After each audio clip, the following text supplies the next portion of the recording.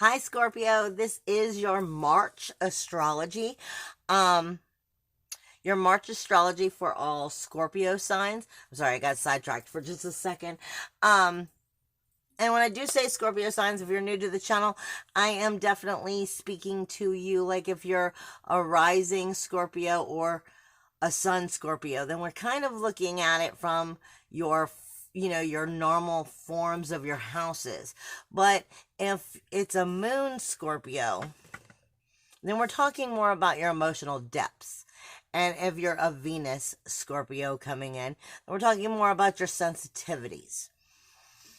Even though it would really still be speaking to you about these houses, but I'm helping you to understand when you're listening to the videos exactly what we're talking about. Like I said, if you're a moon or a Scorpio, we're talking about your sensitivity and your emotional depths in these areas. Otherwise, it's just the whole core and following the houses as they are.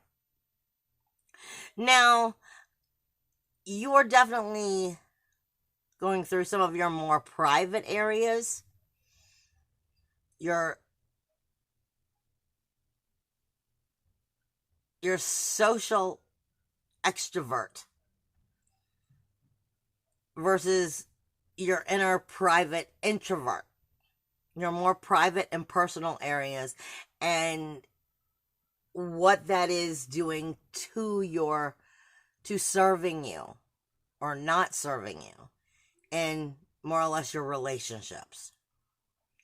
So you're taking a look at the outer world.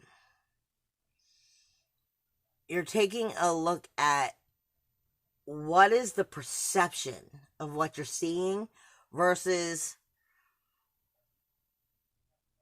what it is you're trying to create, and seeing the difference between this. You are coming across your descendant a lot, which is saying right off the bat, there are some things here you've gotten good at, but it's not really serving you anymore. And acknowledging these things and helping put you on the right track will help you to create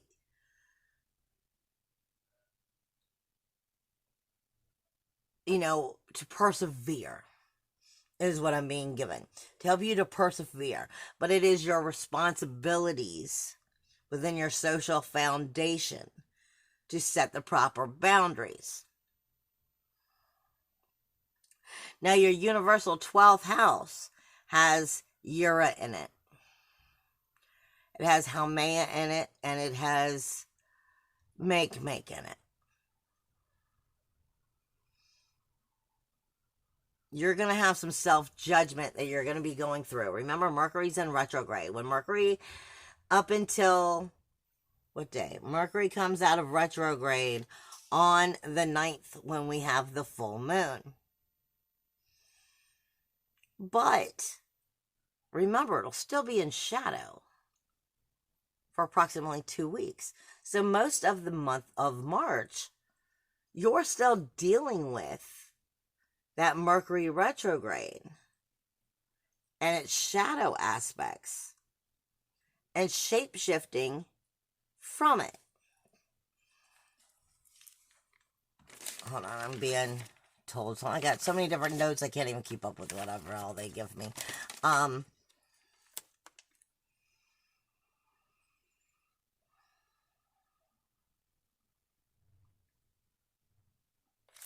You're going to be overcoming some of that 12th house, grief, sorrow, shame, blame within relationships. But I feel like it's a relationship with yourself where you feel like you've let yourself down. And like I said, Mercury in retrograde makes us a little more self-centered, a little bit more narcissistic. And then it's communication with you, and the fact that your 12th house is not where Mercury's taking its retrograde. But I feel like your 12th house is being targeted. Your 12th house is still being targeted, which is your secrets. Your secrets, your sorrow, your shame, your unconscious mind, your karmic debts, It is your self-deception. It's your skeletons in the closet. And I feel like you're going through some grief, sorrow, shame, illuminating your relationship with yourself and trying to not pick on yourself.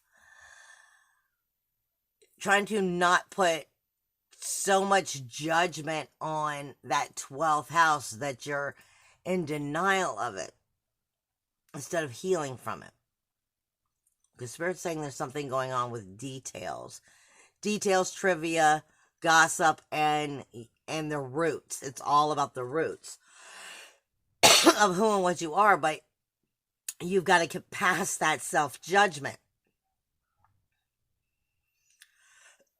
Bring back in hope, ambitions, goals, dreams.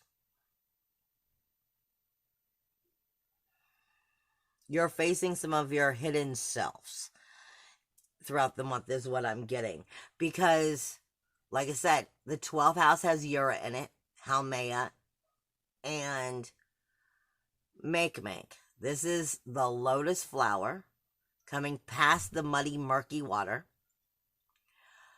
Starting to lift up into that frothy middle land, but you're still part of above and below. You're not yet in the above. I mean, there's the 3 different levels of it. Or you're finally starting to stretch up into that higher blooming. Haumea is the collective consciousness. Ura is the sacrifice and commitment to the actual healing of that 12th house. And Libra, right? Is it Libra? I believe it's Libra. Yeah, and Libra's all about wanting to create balance and harmony and justice. But Libra is so freaking bad about, I'm going to create balance and harmony and justice for everybody else, and then I don't receive it. This is your 12th house. So this is saying, no. This is saying you've got to put that collective consciousness, the level of where you are on the lotus flower, on its growth, and the sacrifice and commitment into yourself. No more self-deception, no more self-sacrifice, no more suicide. No, I mean, like no more suicide missions, no more grief, sorrow, shame, blame, and I'm going to pack it up in the closet and oh, woe is me, and that's all that it can ever be. This is no more of that.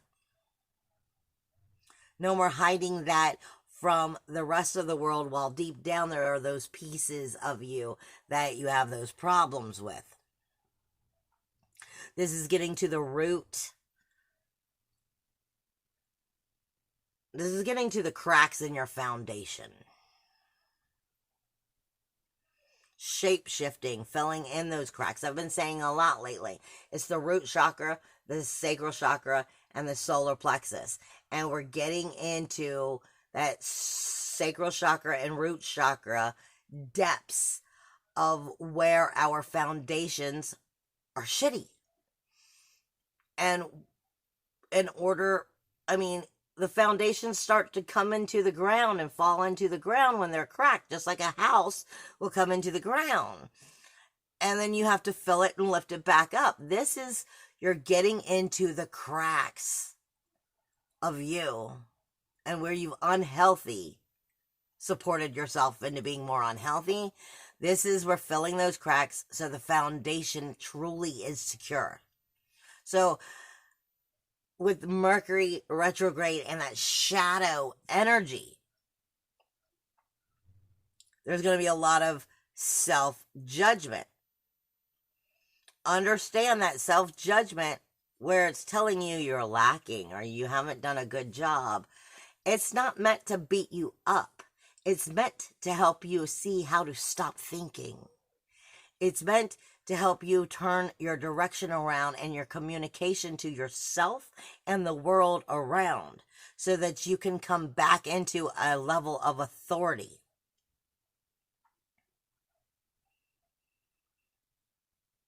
Bring yourself into a new level of soulful resources. A new level of ambitions, goals, dreams, by healing that unconscious part that's becoming conscious.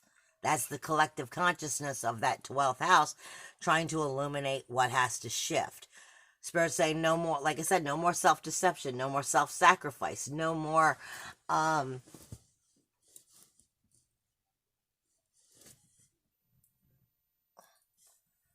suicide.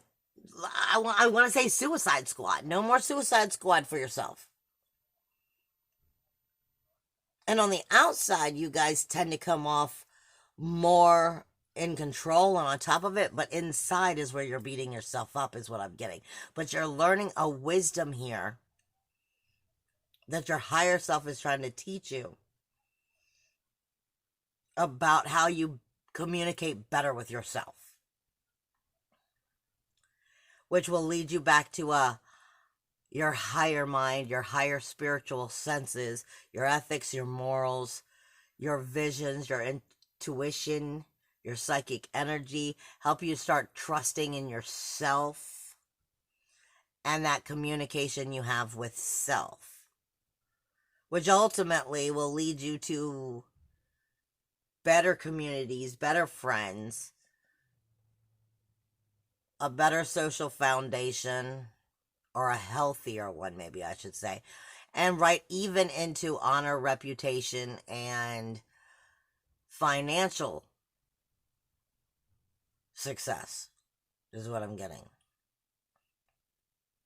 But it's learning how to get away from some of the shit talk that you talk yourself down about, like behind closed doors. That's that inner emotional 4th house, that introvert, that more private areas where you don't want to share. It's all about self-judgment, is what I'm getting from Spirit, at least. But this is where free will comes in. The only one who can make you heal and take the right steps to move forward is by taking responsibility for those actions and then moving forward.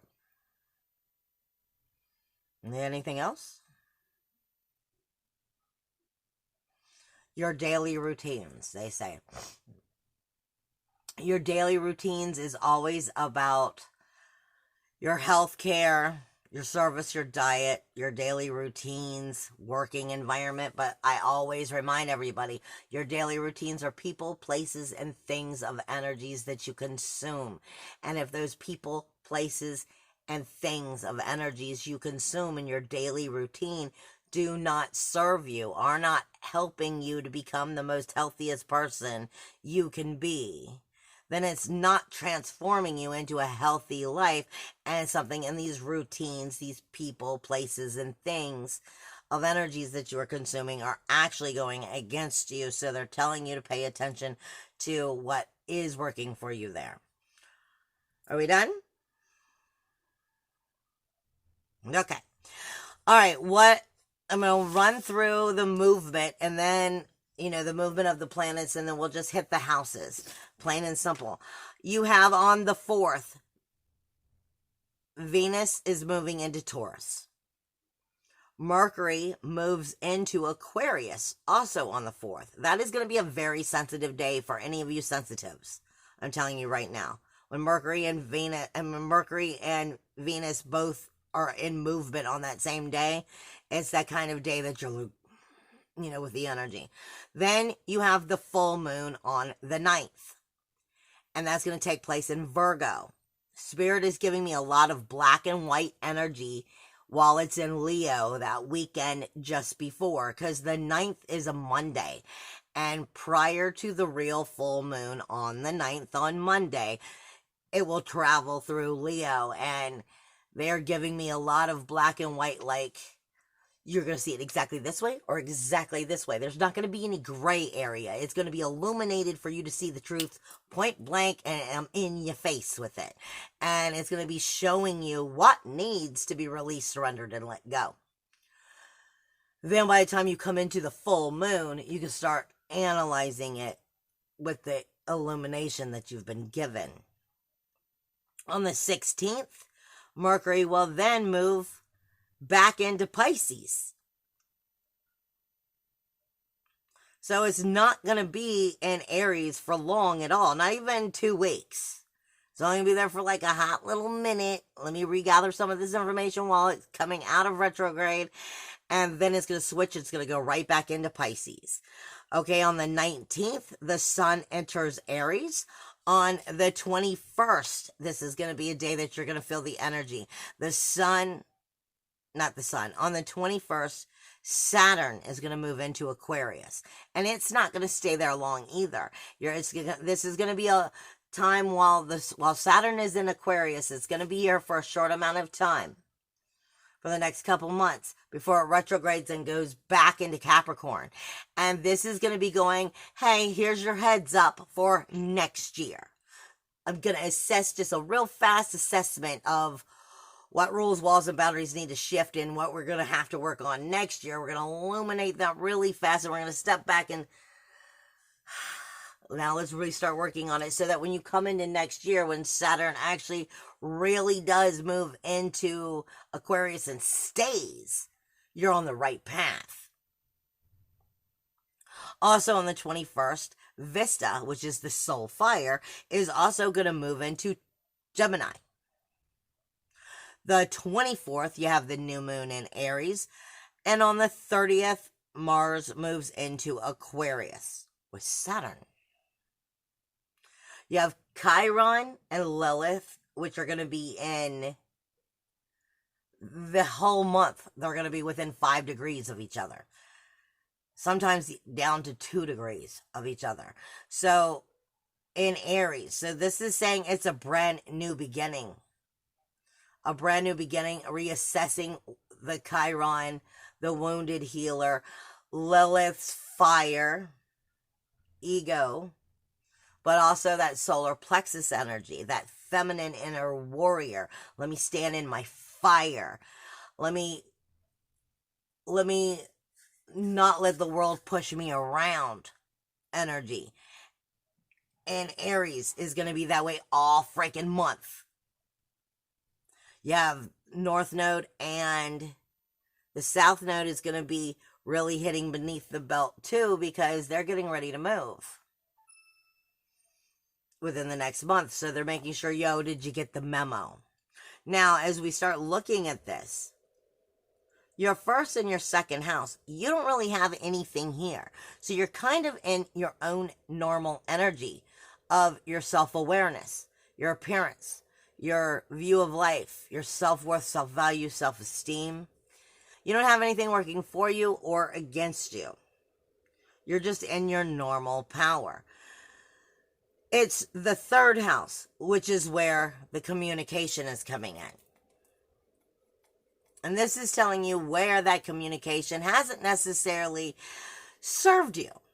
I mean, you still have Jupiter, Pluto, Pallas, Mars, and Saturn in your third house. Remember, Mercury's in retrograde. Even though your third house is not Capricorn, the third house is still ruled by Mercury.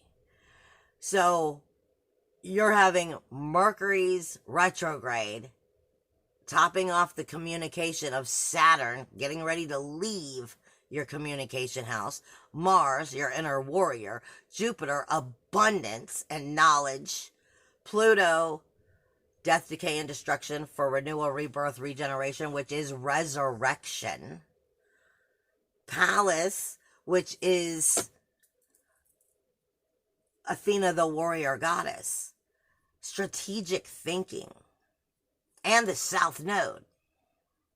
The South Node saying you've gotten incredibly good at communicating this way.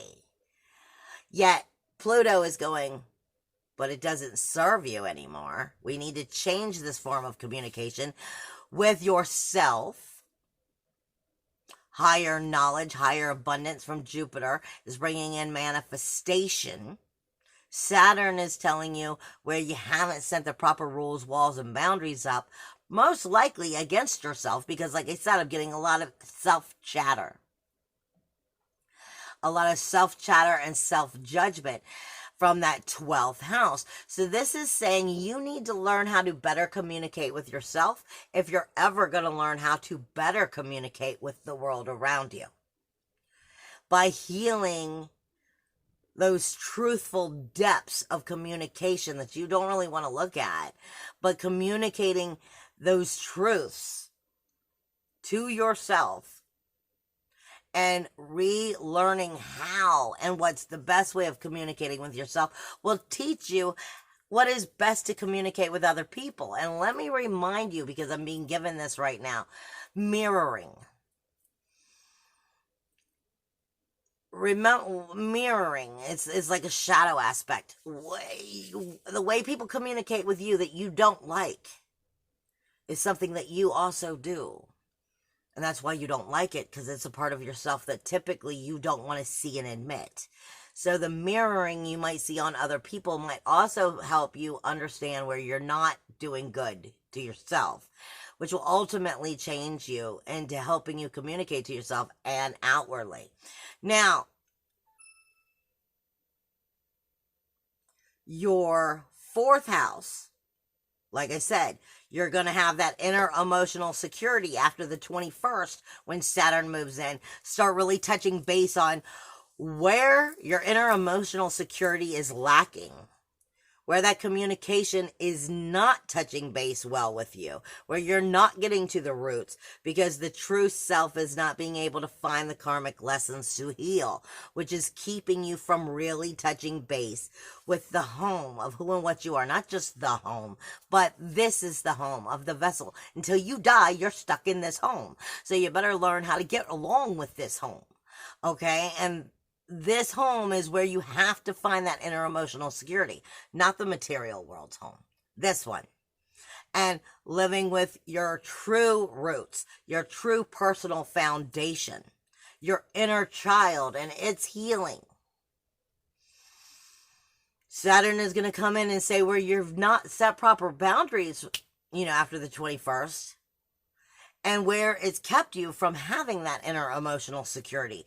And what are you going to do about it? Because it's not going to be there for long, but it is going to be here for a couple months, giving you a heads up of what you're going to need to do to get right with yourself by next year.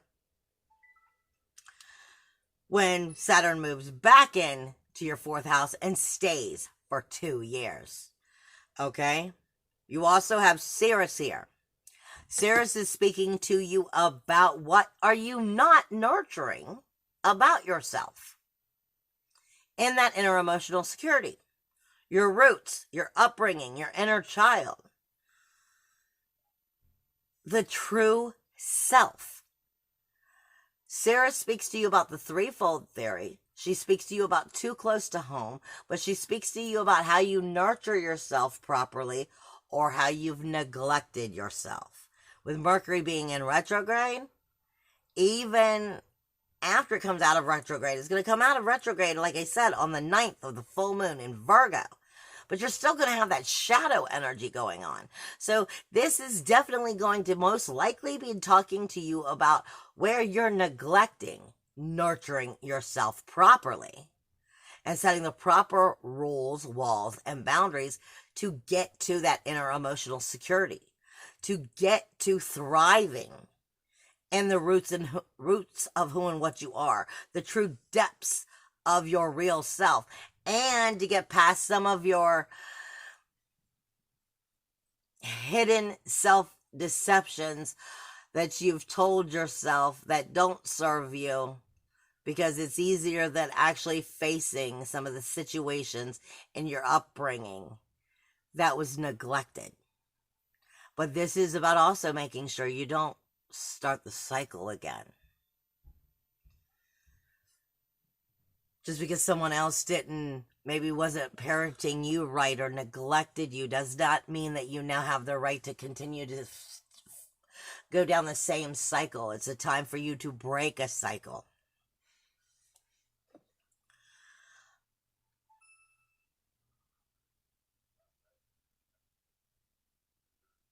You're also going to have Vista moving in to... No, I'm sorry. I'm looking at it from the wrong way. Like I said, Mercury's going to bounce in and then bounce back out. Your fifth house is going to be actually also talking to you about the same thing. Your fifth house is where Mercury is going to be retrograde and where that shadow is going to be mainly taking place. This is your pursuit of pleasure, your personal interests, your creativity, your inner child. This is your hobbies, your creative expression. And your creative expression speaks to you about what you enjoy. Well, are you taking the time to enjoy life? Or are you doing everything for everybody else and you're not really getting to have that enjoyment for yourself because it's on the back burner? Which then is keeping you from your true self and your inner emotional security and the reincarnation of you, because you're lacking, again, that communication of what you need. You're going to be acknowledging all of this month, because Mercury in retrograde is going to hit you in where are you taking the time for creative fun, creative expression, your inner child to play, for fun in your life, for dating, for romance, for sex, but also for sports, hobbies, art, music, fun. Are you taking time for that? And the things that you are taking time for, do they communicate to your soul what you need? Are they helping you to flourish and shine? Do they support that inner emotional security and how you want to be communicating with yourself? That's going to be the question for most of the month as you come out of this retrograde and you go through the shadow period.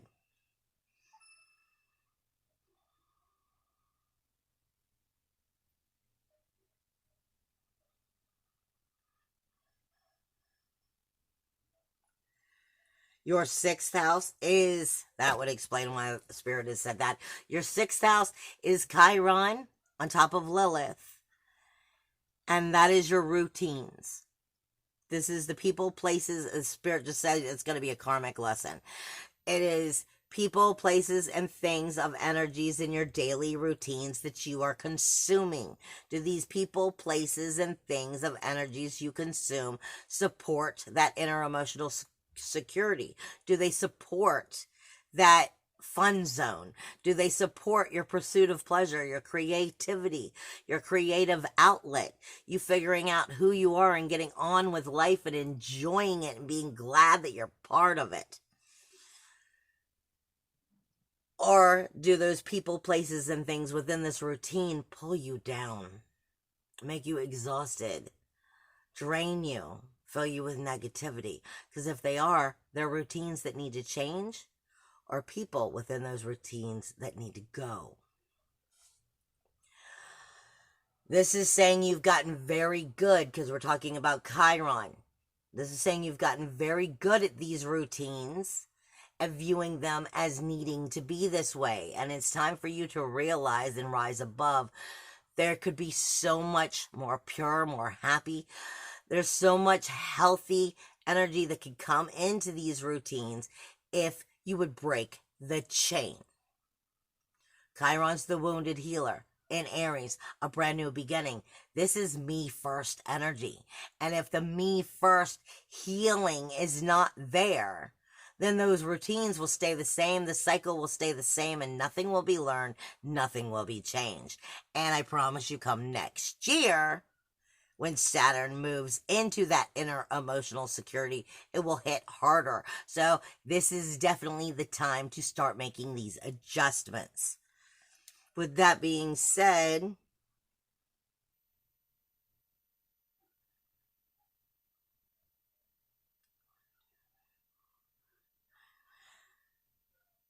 as we start into that seventh house, your relationship zone, I'm going to start part 2 because I'm at 29 minutes. But there's definitely some energies you're going to want to go over, because we still have to look at the full moon. We still have to look at the new moon, which is still in this not relationship, but in that sixth house. And you want to make sure that you're getting right with it before that new moon. I love you guys. Come back for part 2.